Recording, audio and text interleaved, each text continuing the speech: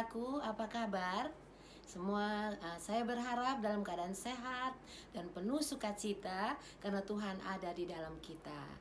Kali ini saya akan membagikan, sharingkan firman Tuhan. Semoga dapat menguatkan dan memotivasi kita sekalian yang mendengar, para saudara-saudara yang dikasihi Tuhan, yang terambil di dalam kitab Amsal Soleman pasal yang ke-18 ayat yang ke-21.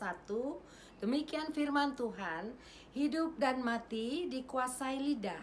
Siapa suka menggemakannya akan memakan buahnya. Saudaraku yang kekasih, kita tahu lidah adalah alat yang kecil di dalam tubuh kita.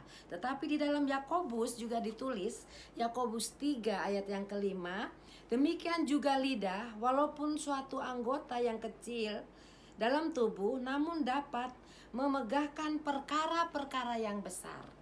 Jadi saudara yang kekasih, pada saat ini kita diingatkan oleh firman Tuhan supaya kita dapat berkata-kata, menggemakan berkata-kata lewat lidah kita. Karena kenapa? Kita berkata-kata yang baik, yang positif, karena kita yang akan memakan buahnya. Dengan kata lain, kita yang akan menikmati buahnya kalau kita menggemakan perkataan-perkataan lewat lidah bibir mulut kita, perkataan yang baik dan yang positif. Saudara yang kekasih, pada saat-saat ini adalah banyak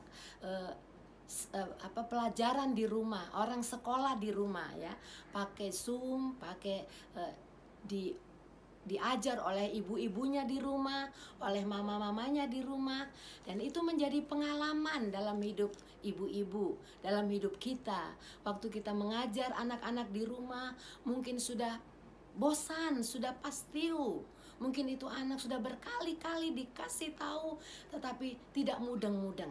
Lalu ibunya jengkel dan berkata, kamu bodoh, kamu goblok dan lain sebagainya. Itu sebagai contoh bahwa menggemakan, memperkatakan perkataan yang tidak baik, yang buruk, tidak bagus akibatnya. Di dalam itu salah satu contoh yang kecil yang saya dapat ungkapkan. Di dalam Alkitab juga ada contoh di mana ada 12 pengintai yang diutus oleh Musa untuk mengintai tanah Kanaan sebelum tanah Kanaan itu diduduki oleh bangsa Israel. Ada 12 suku, 10 suku, dan 2 suku. Di situ juga ada Yosua bin Nun dan Kaleb ikut bersama-sama diutus oleh Musa untuk mengintai tanah Kanaan. Dan kita melihat apa yang terjadi waktu mereka sudah pergi. Mereka berapa lama? 40 hari lamanya mereka pergi mengintai. Dan Musa katakan, lihat tanahnya, lihat keadaan penduduknya, lihat juga tanamannya, lihat buah-buahnya, diintai semua, diselidiki, baru bangsa Israel akan masuk ke tanah Kanaan.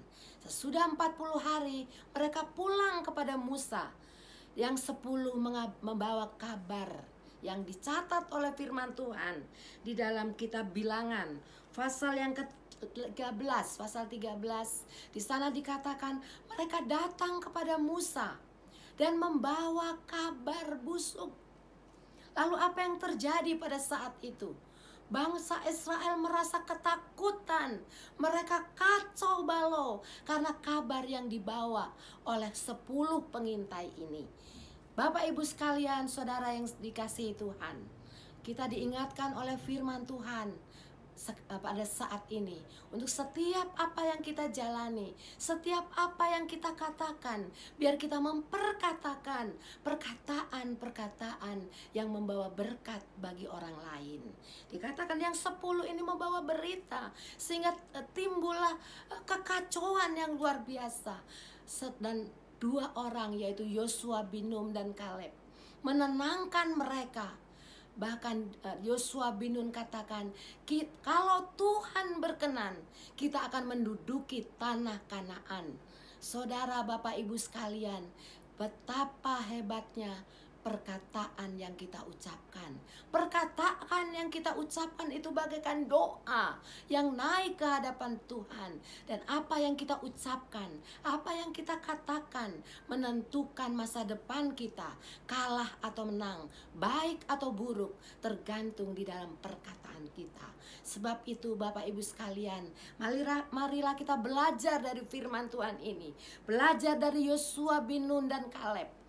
Dia pergi dan dia membawa berita yang positif kepada Musa, sehingga kita melihat di situ tuh ada kemuliaan Tuhan di tengah-tengah bangsa Israel pada saat itu. Saya percaya pada saat ini kalau setiap kita yang mendengar, setiap kita yang sedang menyaksikan video ini, saudara yang kekasih, kita menggemakan lewat lidah kita perkara-perkara yang baik, kita akan menerima buahnya dan kita sendiri yang akan menikmatinya. Oh Bapak Ibu sekalian, kiranya firman Tuhan yang singkat, renungan yang singkat ini boleh menjadi berkat kekuatan bagi kehidupan kita di hari-hari ini. Walaupun kita melihat mungkin kesulitan, kita mau katakan baik, baik, baik. Kita mau katakan sesuatu yang membangun jiwa kita. Kita mau katakan sesuatu yang membangun iman kita, saudaraku. Terima kasih Bapa. Kita mau berdoa saudara sebelum mengakhiri renungan pada malam hari ini. Bapa di surga, Bapa surgawi, kami mengucap syukur kepadamu Tuhan, kalau Engkau ingatkan kami pada malam hari ini tentang firman Tuhan, supaya kami dapat menggemakan lewat lidah kami perkara-perkara yang baik. Karena Tuhan, yang menuai, yang memakan buahnya bukan orang lain, tetapi kami sendiri. Tuhan, mampukan kami untuk melakukan apa yang Kau katakan. Mampukan kami untuk apa yang Kau firmankan. Engkau memberkati setiap Bapak Ibu, setiap kekasih-kekasih yang sedang menyaksikan video ini ya Bapa. Terima kasih Tuhan. Di dalam nama Tuhan Yesus kami berdoa dan mengucap syukur.